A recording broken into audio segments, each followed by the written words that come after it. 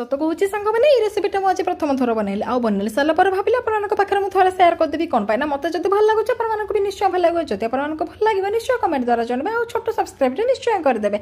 आज रेसिपीटा हूँ कंचा आंबरे माछ बेसर। सब बेले तो आम खाई आंबुल दिया टमाटो दिया माछ बेसर किंतु आज आम बनवा कंचा आंब दिया माछ बेसर।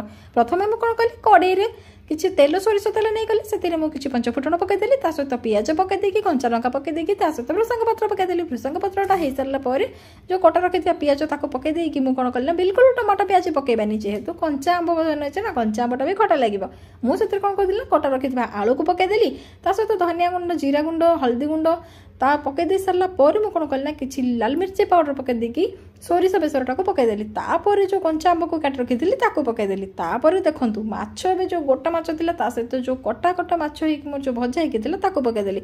रेसिपी रेडी धनिया पत्र पका खाओ। एवं कौन लगे कमेंट द्वारा जनाओ।